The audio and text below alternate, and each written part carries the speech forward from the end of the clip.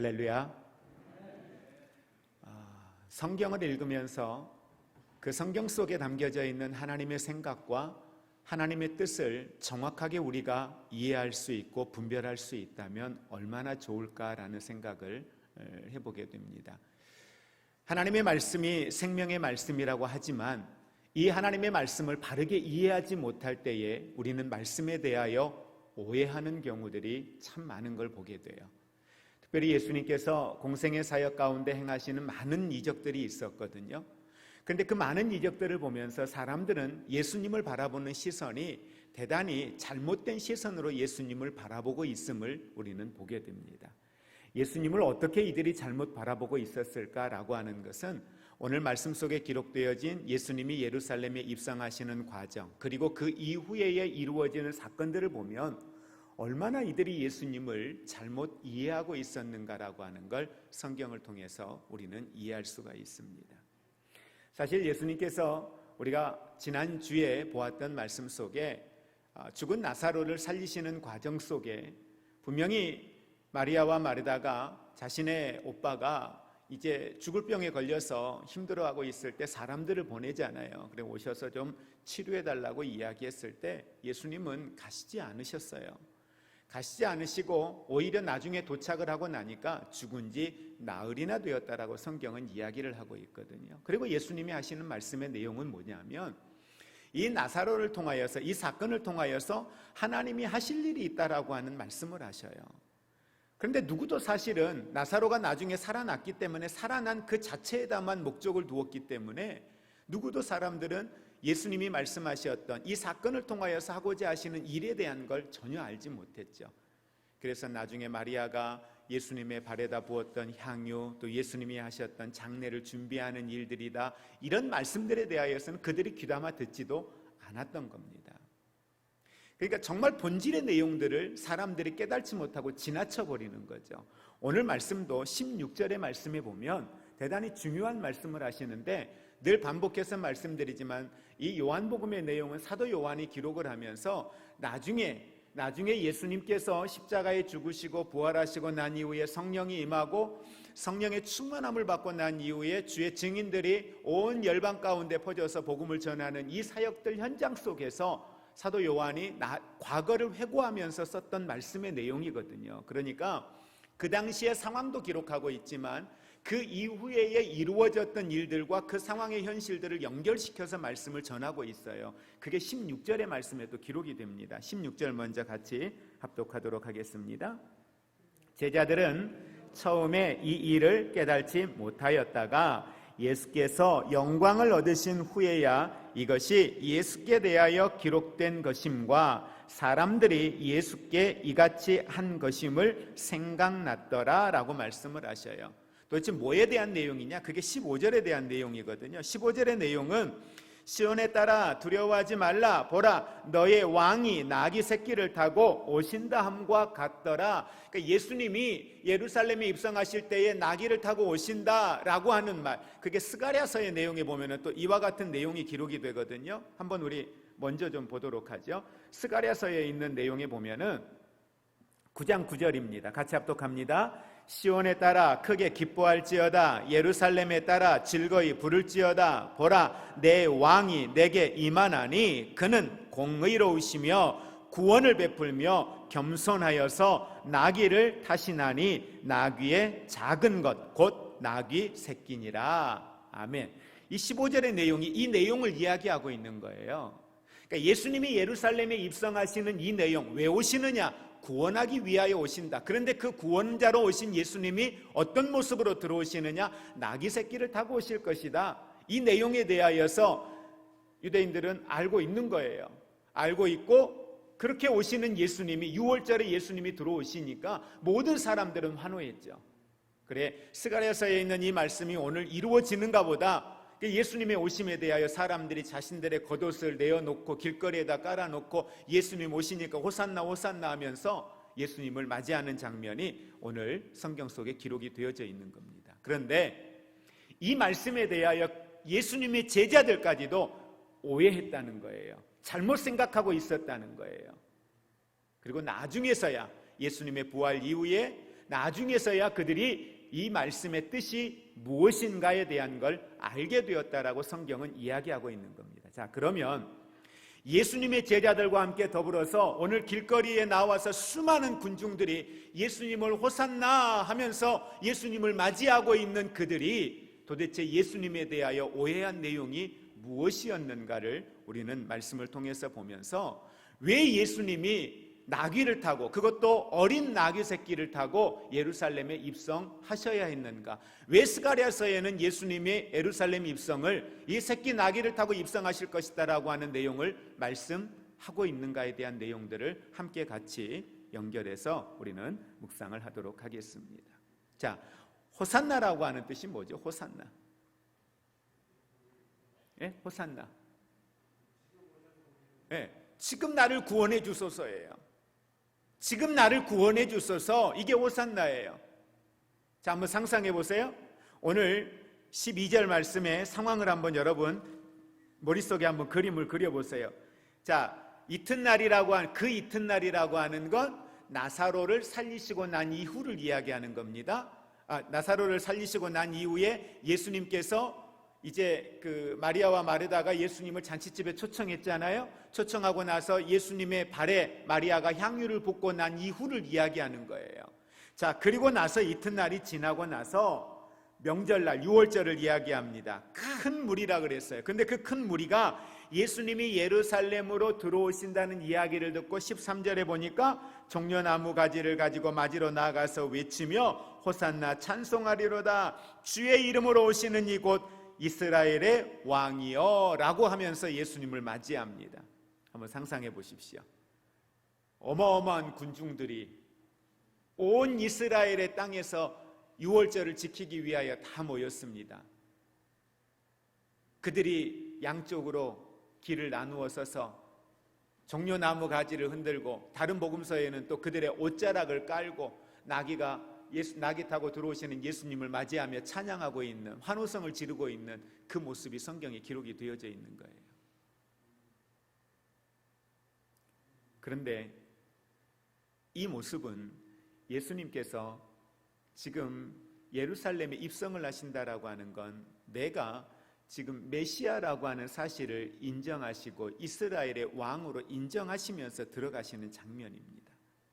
그런데 이 장면이 불과 그 여운이 가시기도 전에, 그 함성 소리가 가시기도 전에 불과 며칠이 지나지 않아서 그들은 예수를 십자가에 못 박으라고, 바나바를 내어주고 예수를 십자가에 못 박으라고 외치는 장면이 성경에 기록이 되어져 있습니다. 그리고 결국 그들은 예수님을 십자가에 못을 박습니다. 생각해 보셨습니까? 왜 예루살렘에 입성하는 그들의 모습을 보고 이렇게 예수님을 환호하고 찬양하며 호산나 호산나 하면서 왕이시여라고 외치면서 예수님을 맞이하던 그들이 불과 며칠이 채 되지 않아서 예수님을 십자가에 못 박으라고 이야기하고 오히려 강도를 내어주라고 이야기하고 결국 예수님을 십자가에 못 박는 자리까지 내어놓았느냐는 거예요. 도대체 무엇이, 그 중간에 어떤 일들이 있었길래 이들은 이와 같이 변할 수밖에 없었는가, 이와 같은 일들을 선택할 수밖에 없었느냐라고 하는 겁니다. 예수님께서는 많은 기적을 행하셨습니다. 그들이 듣도 보지도 못했던 일들을 예수님이 행하셨습니다. 그로 인하여 수많은 사람들이 평소에도 예수님을 따랐던 걸 보게 됩니다. 그런데 그렇게 많은 사람들이 예수님의 이적과 선한 일을 베푸셨던 그분을 모두가 다 결국은 버렸거든요. 근데 그 버리신 이 과정들 속에 도대체 사람들이 예수님에 대하여 무엇을 기대하고 있었는가? 그들의 기대가 그들의 생각과 같이 되지 아니하였기에 결국 그들은 예수님을 버렸다라고 하는 사실입니다. 자, 다시 한번 정리해 보면 유월절을 지키기 위하여 전국 각처에서 올라온 사람들은 올라오는 중에 사람들과 이야기하면서 수많은 이야기들을 들었을 겁니다. 예수님이 예루살렘 각처를 다니시면서 행하셨던 일들이 있었잖아요. 앞을 보지 못하는, 나면서부터 앞을 보지 못했던 사람이 눈을 뜨게 되었다는 거예요. 걷지 못했던 사람이 그 지체장애인이 일어나서 걷게 되었다는 거예요. 38년 된 병자가 나음을 얻었다라는 거예요. 그런데 절정에 이른 것은 오늘 베다니에서 죽은 지 나흘이나 되었던 나사로가 살아났다는 거예요. 이 이야기는 일파만파 수많은 사람들에게 퍼졌을 것입니다. 그 예수라면, 그런 분이라면 그분은 우리의 삶의 문제를 해결해 주실 수 있는, 오늘 이 이스라엘이 안고 있는 본질적 문제를 해결해 주실 수 있는 그들의 구원자라고 그들은 생각했을 겁니다. 그러기에 그들은 호산나라고 예수님을 향하여 외칠 수가 있었던 겁니다. 여러분, 예수님이 나귀를 타고 예루살렘에, 이런 상황에 나귀를 타고 예루살렘에 입성을 하셨다. 그러면 여러분, 이 상황을 보고 가장 많이 긴장해야 될 사람들이 누구일까요?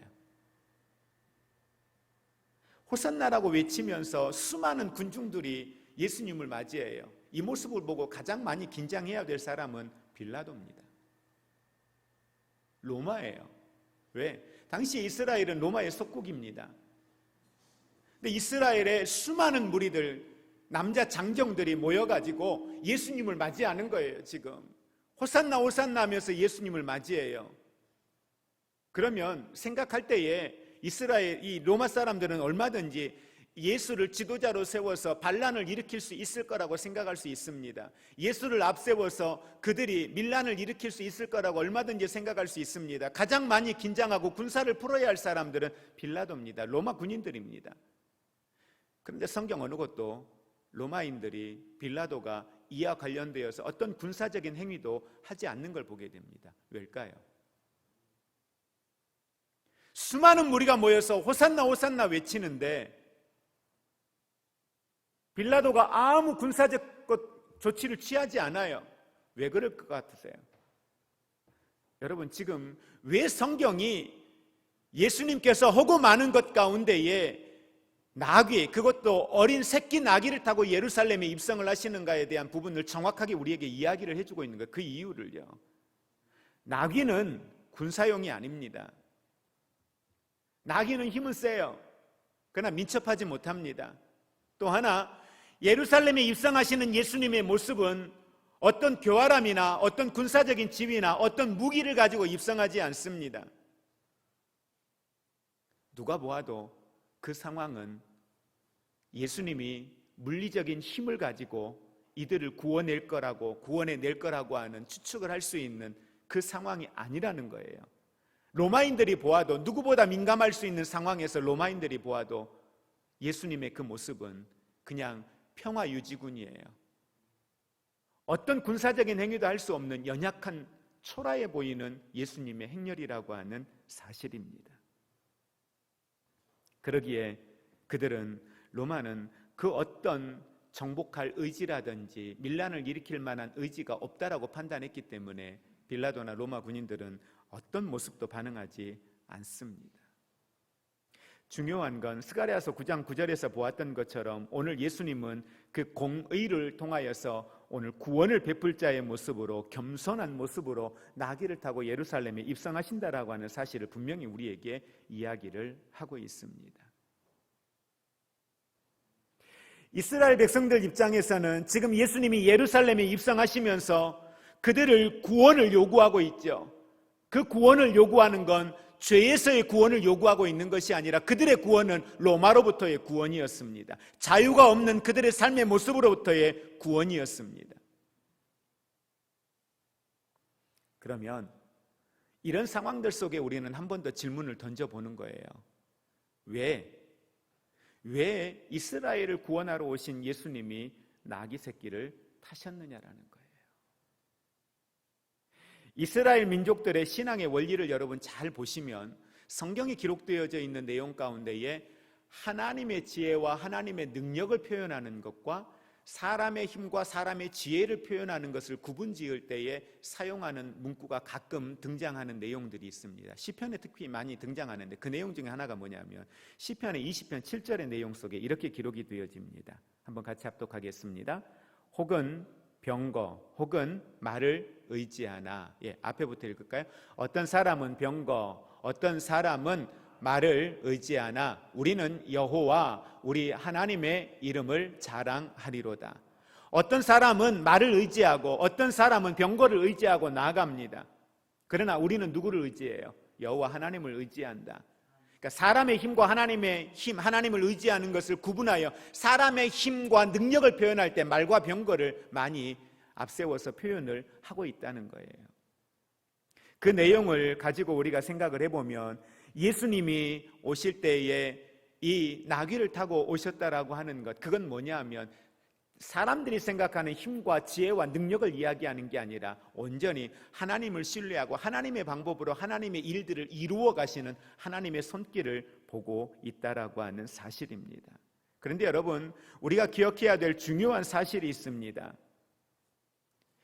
예수님이 초림의 주님으로 오셔서 예루살렘에 입성하실 때에는 나귀를 타고 들어가셨지만, 그러나 그 예수님이 이 땅에 심판자로 오실 때에 공중 재림하시고 난 이후에 우리가 함께 휴거되어지고 공중 재림이 되어지고 나서 7년 환란이 지나고 난 이후에 예수님이 이 땅에 심판자로 오실 때에 그 예수님은 어떤 모습으로 오시느냐? 요한계시록 19장에 다시 오실 예수님, 재림의 주로 오실 예수님의 모습을 이렇게 표현합니다. 같이 함께 합독합니다. 또 내가 하늘이 열린 것을 보니 보라 백마와 그것을 탄 자가 있으니 그 이름은 충신과 진실이라. 그가 공의로 심판하며 싸우더라. 아멘. 다시 오실 주님이 오셔서 싸우시는데 그때의 예수님의 모습은 어떤 모습이라고 이야기해요? 백마 탄 자의 모습입니다. 군사의 모습입니다. 전쟁을 하는 싸우는 자의 모습으로 이 땅에 예수님이 오십니다. 여러분, 그때 예수님은 오셔서 분명히 정복하실 겁니다. 그때는 오셔서 심판자로 오셔서 그분의 권세와 그분의 영광 중에 이 땅에 오셔서 그분의 뜻을 이 땅 가운데 이루어 가실 것입니다. 이 상황을 우리가 생각한다면 지금 구원을 베풀기 위하여 오셨던 예수님이 평화의 상징인 어린 나귀를 타고 예루살렘에 입성하시는 것, 예수님의 제자들과 그때에 예수 그리스도를 환영했던 모든 사람들이 오해를 한 거예요. 예수님은 그들을 죄에서 구원하기 위하여 오신 건데 그들은 예수님이 자신들이 처하여 있는 상황과 환경으로부터 자신들이 안고 있는 삶의 문제로부터 해결해 주시고 살려주실 분으로 착각했다라고 하는 사실입니다. 여러분, 이 말씀을 보면서 우리가 한 가지 중요한 사실을 깨닫는 게 있어요.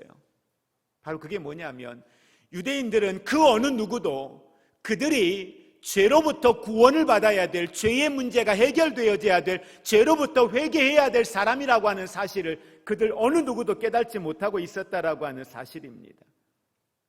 다만 그들은 자기네들이 로마로부터 지금 지배를 받고 있으니 이 불편한 상황, 이 자유롭지 못한 상황, 이 상황으로부터 예수님이 그들을 건져주실 것을 기대하고 바랬던 거라는 사실입니다. 자신들에게 구원이 필요한 존재라는 사실을 알지 못했기 때문에 그들은 예수님의 참된 모습을, 참된 메시아 되심에 대하여 그들은 알지 못했습니다. 그래서 그들의 생각에 이제 공의의 하나님께서 오시면 분명히 자들을 살려주실 것인데 오신 예수님의 모습을 보니까 그분은 자기들이 기다렸던 메시아가 아닌 거예요. 성경이 이야기하고 있던 우리를 구원해 주실 메시아가 아니었던 거예요. 그리고 죽는데요. 십자가를 지신대요. 그러니 그들이 가지고 있었던 메시아의 모습, 그들이 가지고 있었던 구원자의 모습이 아닌 거죠. 그러니 그들은 버린 돌처럼 예수님을 그냥 버리는 거예요. 쓸모없는 돌처럼 예수님을 버리는 거예요. 너무 쉽게 예수님을 십자가 앞에 내어 주었다라고 하는 사실입니다. 그들 자신이 고침을 받아야 하고 죄값을 치러야 하고 거듭나야 될 회개가 필요한 대상이라고 하는 사실을 전혀 상상하지 못했다는 사실입니다. 그런데 여러분 보십시오. 이런 그들의 오해가 가져온 문제가 생겼습니다.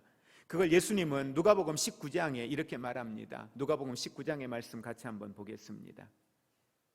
어떻게 이런 불행을 가져오게 되었는가에 대한 이유를 설명합니다. 41절부터 같이 합독합니다. 가까이 오사 성을 보시고 우시며 이르시되 너도 오늘 평화에 관한 일을 알았더라면 좋을 뻔하였거니와 지금 내 눈에 숨겨졌도다. 아멘. 자, 보십시오. 지금 이 말씀 뭐냐면 예수님께서 예루살렘에 입성을 하시면서 예수님이 우셔요. 근데 예수님이 너무 속상하신 거예요. 그 속상하심의 표현이 뭐냐면 그들이 하나님의 일에 대하여서 어때요? 숨겨졌어요. 그들의 눈이 열려 있지가 않아요. 보지 못하는 거예요. 깨닫지 못하는 거예요. 그 안타까움에 대하여 이야기합니다. 여러분 상상해 보십시오. 예수님은 전지하신 분이에요. 예루살렘에 입성을 하시면서도 그들이 호산나 호산나 외치며 예수님을 환영하고 있는 그들의 소리를 들으면서도 지금 저들이 원하는 게 뭔지 예수님 아신단 말이에요. 그런데 예수님은 십자가를 지기 위해 들어가셔요. 그들의 소리와 그들이 원하는 것과 예루살렘에 나귀를 타고 입성하시는 예수님의 모습은 너무 달라요. 그걸 아시는 예수님의 마음이 어떻겠어요? 저들의 눈이 가리워져 있는 거예요. 저들의 영적 감각이 완전히 닫혀져 있는 거예요.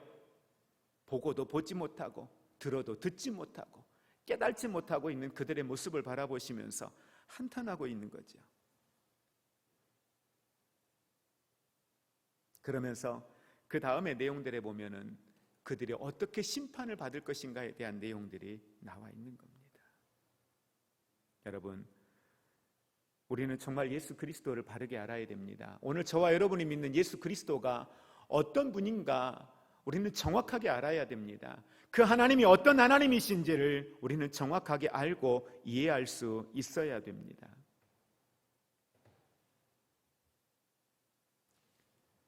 그러면서 오늘 이 말씀의 중심 속에 우리가 한 가지 묵상하기를 원하는 중요한 게 있습니다. 바로 그것은 예수님께서는 우리를 구원하러 오신 분이라고 하는 사실입니다. 그 사실을 받아들이고 나를 구원하기 위하여 오신 주님 앞에 우리는 구원의 은혜를 받았습니다. 구원의 은혜를 받은 우리가 어떻게 주님 앞에 반응해야 할 것인가에 대하여서 오늘 저와 여러분들은 말씀을 붙들고 그 말씀 위에서 구원받은 자의 삶을 살아가는 것, 그것이 성도의 삶이라고 하는 사실을 분명히 기억하시기를 주의 이름으로 축복을 드립니다. 우리 기독교는 세상 사람들에게 대단히 큰 오해를 받습니다. 그러다 보니까 예수 믿지 않는 가족이나 예수 믿지 않는 주변의 사람들이 우리들이 힘들고 어려운 상황을 만났을 때 우리들에게 흔히 던지는 말 중에 하나가 그겁니다. 너의 왕이신 하나님께서 어찌하여 너희들을 이 모양 이 꼴로 살게 하냐는 거예요. 엄마가 예수 잘 믿는데, 엄마가 예수 믿는데, 엄마가 믿는 하나님 왜 엄마 이렇게 살게 해? 왜 우리 이렇게 살게 해? 이런 이야기들을 쉽게 하는 거예요. 예수 잘 믿는다면, 그분이 살아 계신다면 그렇게 열심히 새벽에 기도하고 하나님 앞에 기도하는데 왜 이 모양 이 꼴이냐고, 우리 사는 건 이 모양 이 꼴이냐고 이야기를 해요. 그러면서 오히려 한술 더 떠서 예수 안 믿는 사람들은 그렇게 이야기를 한다고 해요. 그런데 예수 믿는 사람들조차도 하는 이야기들이 그거예요. 하나님, 내가 예수님을 믿고 하나님 앞에 나왔는데도 불구하고 내 삶이 왜 이 모양입니까?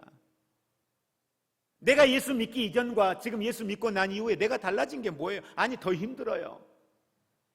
차라리 내가 예수를 안 믿었다면 주일날 내가 하고 싶은 거라도 하지요. 일이라도 하지요. 내가 예수를 안 믿었다면 그래도 양심의 가책이라도 덜 느끼고 내가 원하는 걸 얻기 위해서 내가 뭐 죄도 지을 수 있고 거짓말도 할 수 있고 뭐 내가 할 수 있지 않습니까? 근데 이게 뭐냐고. 내가 열심히 믿는다고 믿었는데 내 삶이 이게 뭐냐라고 오히려 넋두리를 하는 이들의 모습도 보게 됩니다. 그리고 교회를 떠납니다. 그리고 하나님을 떠납니다. 왜 오셨는데요? 예수님이 이 땅에 왜 오셨는데요?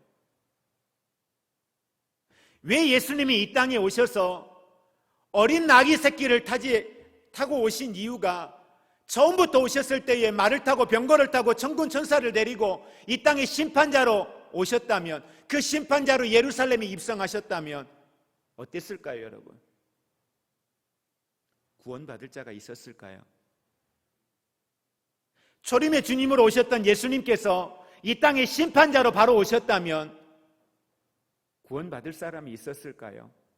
예루살렘에 입성하실 때에 백마를 타고 천군 천사를 호령하여 예루살렘에 입성하셨다면 그 예루살렘 성에서 구원받을 유대인들이 있었을까요? 아니요. 아무도 없었습니다. 왜요? 로마서는 모든 사람이 죄를 범하였음에 죄의 삭은 사망이라고 말씀합니다. 누가 그 죄로부터 구원의 문제를 해결받습니까? 죄의 문제를 해결받습니까? 아무도 없습니다. 그분이 말병거를 타고 오지 아니하시고 어린 나귀 새끼를 타고 예루살렘에 입성하시는 것은 우리를 살리기 위함이었습니다. 우리의 죄값을 치르기 위함이었습니다. 그런데 사람들은 예수 믿으면 모든 문제가 해결될 거라고 생각합니다. 어떤 문제예요? 그게 지금 예루살렘 성에 입성하시는, 나귀를 타고 입성하시는 예수님 옆에서 호산나 호산나 외치는 사람들, 그리고 그 고난주간이 시작되어지는 그 날로부터 며칠이 지나지 않아서 예수를 십자가에 못 박았던 그들과 같은 소리가 오늘 우리가 우리의 삶의 문제만을 붙들고 주님 앞에 해결해달라고 간구하는 그들의 모습과 우리의 모습이 다를 바가 뭐가 있습니까? 그러니 정작 예수의 십자가의 구원의 은혜, 그분이 그렇게 나귀 새끼를 타고 예루살렘에 입성하시면서 우리에게 주고자 하셨던 그 십자가를 통한 그 구원의 은혜, 그 은혜를 누리고 그 사랑을 누리고 그 은혜와 그 구원을 받은 자가 이 땅 가운데 어떻게 살아가야 할 것인가에 대한 성도의 본분은 없는 거예요. 왜 교회를 떠납니까? 왜 예수 믿는 걸 포기하고 떠납니까? 원하는 걸 얻을 수 없다는 거예요. 원하는 것이 이루어지지 않았다는 거예요. 오해입니다. 잘못된 생각입니다.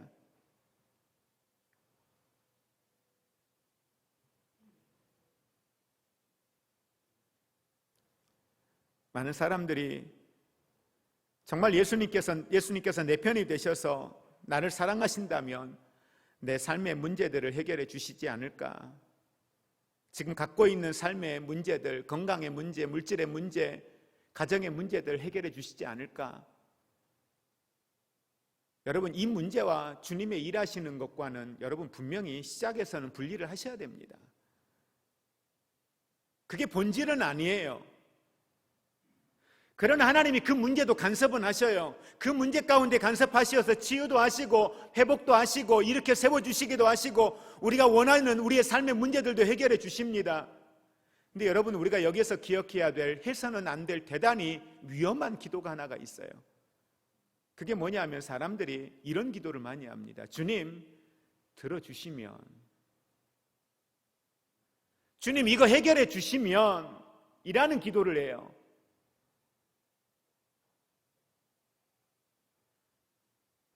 어떻게 생각하십니까? 이 자녀의 문제만 하나님 해결해 주시면 내가 사는 날 동안에, 죄송한데 이 기도는 오늘 호산나 외치고 종려나무 가지 흔들고 외치고 있는 이스라엘 이들과 똑같은 거예요. 그럼 안 들어주면요? 들어주시면이라고 했는데 안 들어주시면요? 해결 안 해주시면요? 어떻게 할 건데요?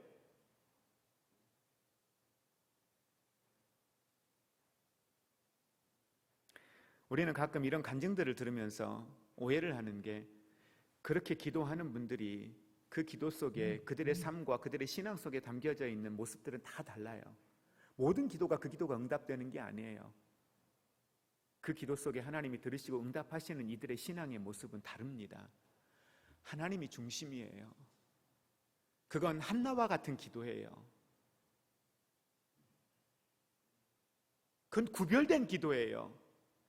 하나님이 중심이 되어지고 복음과 말씀을 위하여 목적과 사명을 가지고 믿음의 길을 걸어가면서 구원의 은혜를 누리면서 하나님 앞에 내가 좀 더 헌신된 사람의 모습으로, 하나님이 기뻐하시는 성도의 모습으로 이 땅 가운데 살아가면서 하나님 앞에 드리는 기도 속에 그 기도가 있을 때에는 그의 삶은, 그 기도는 하나님이 들으시고 받으셔요.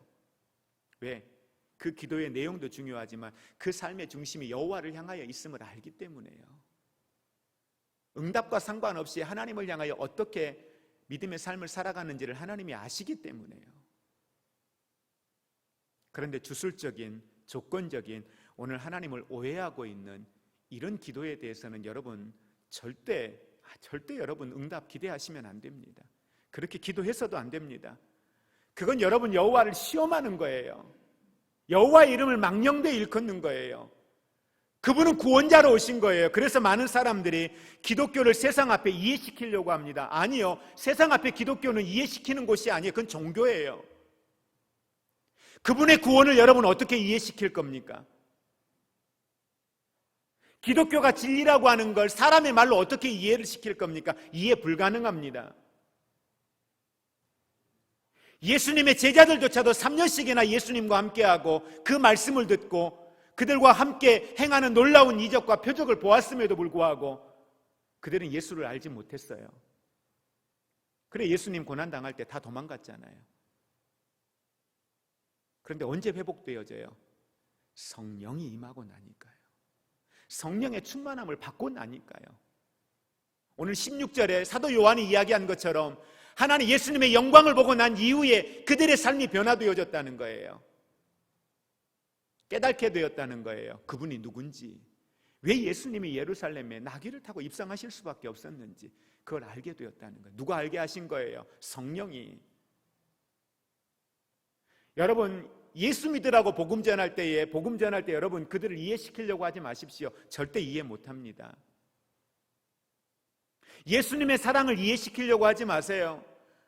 우리가 죄인인데 죄인된 우리를 구원하시기 위하여 하나님께서 예수 그리스도를 이 땅에 보내셨다는 거 이해시키려고 하지 마세요. 우리가 할 수 있는 건 뭐예요? 전하는 거예요. 믿어지게 하시고 깨닫게 하시는 건 누굽니까? 성령이 하시는 겁니다. 사람들이 교회에 대하여서 반감을 가집니다. 교회에 대하여 사람들이 불편하게 여깁니다. 왜요? 그들이 생각하는 기준이 있어요.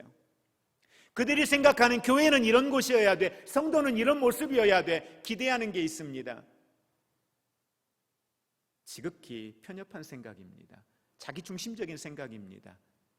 교회 공동체를 종교로 보기 때문에 그렇게 생각하는 겁니다. 정말 그들이 하나님을 안다면, 하나님의 사랑을 알고 예수 그리스도의 십자가의 복음을 안다면 그렇게 이야기할 수 없는 거죠. 오늘 우리에게 가져야 될 중요한 신앙은, 기독교는 그런 치유를 이야기하고 잘됨을 이야기하는 게 아니라 기독교는 죄를 이야기합니다. 우리가 죄인이었었다고 이야기합니다. 그리고 기독교가 이야기하는 건 그런 죄인된 우리를 하나님이 사랑하신다는 거예요. 모든 사람들이 죄를 보면서 하나님의 영광에 이를 수 없는데 그런 우리를 향하여서 하나님이 우리를 사랑하신다는 거예요. 우리를 사랑하셔서 우리를 죄로부터 구원하시기 위하여서 그 죄의 문제를 해결하실 수 있는 분을 보내주시는데 그분이 바로 예수 그리스도요. 그 예수 그리스도가 죄의 값을 치르기 위하여 십자가를 지셨다는 거예요. 그리고 우리는 그 십자가를 지신 예수 그리스도를 믿음으로 말미암아 죄 사함을 얻고 의롭다 칭함을 얻는 하나님의 자녀가 되어졌다는 사실을 이야기하는 거예요. 그리고 더 나아가서 그렇게 구원받은 우리가 이 땅 가운데에 살아가는 목적과 사명이 무엇인가를 이야기하는 것, 그것이 기독교예요. 그게 교회 공동체예요. 무슨 병이 치료받았다더라, 어떤 문제가 해결되어졌다더라, 뭐 자녀들이 어떻게 되어졌다더라, 그걸 이야기하는 게 교회가 아니라는 겁니다.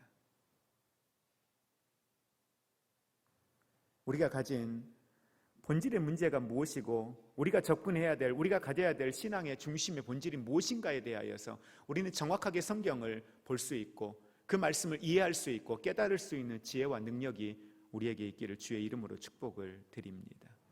오늘 여러분은 어디에 여러분의 삶의 관심과 여러분의 삶의 에너지들을 쏟아붓고 있습니까?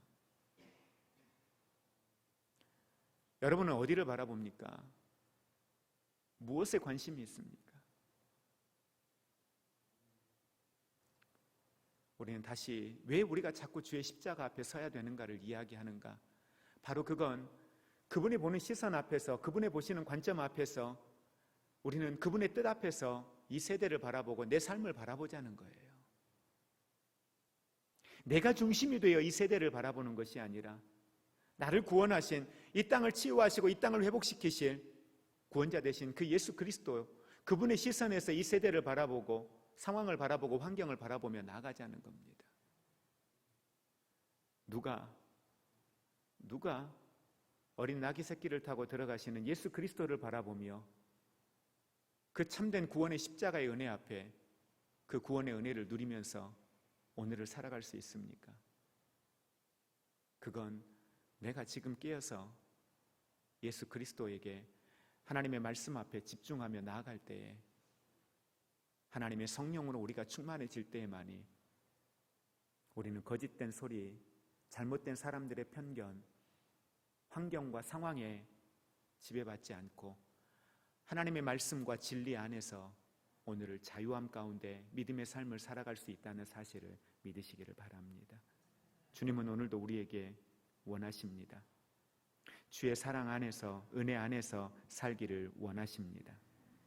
우리를 성도로 부르신 것이 다만 성도로서 사명과 책임감만을 요구하시는 것이 아니라 더 나아가서 하나님은 우리로 하여금 기쁨과 찬송과 감사의 삶을 살기를 원하십니다. 그것이 바로 하나님을 영화롭게 하는 겁니다. 그것이 바로 하나님을 찬양하는 것이요, 그것이 바로 범사에 하나님의 영광을 나타내는 성도의 삶이라는 사실을 기억하시고, 왜 초림의 주님이 이 땅에 오셔서 예루살렘에 당신이 이스라엘의 왕이요 이 땅의 왕이라는 걸 선포하기 위하여 예루살렘에 입성하여 들어가실 때에 어린 나귀 새끼를 타고 입성을 하실 수밖에 없었는가에 대한 이 내용들을 우리는 다시 한번 말씀을 통하여 정확하게 이해하고, 오늘 저와 여러분들이 걸어가는 길이 바로 예수님이 어린 나귀 새끼를 타고 예루살렘에 입성하신 것처럼 우리도 이와 같이 그 나귀를 타고 이 시대를 향하여 발을 내디디며 나아갈 수 있기를 주의 이름으로 축복을 드립니다.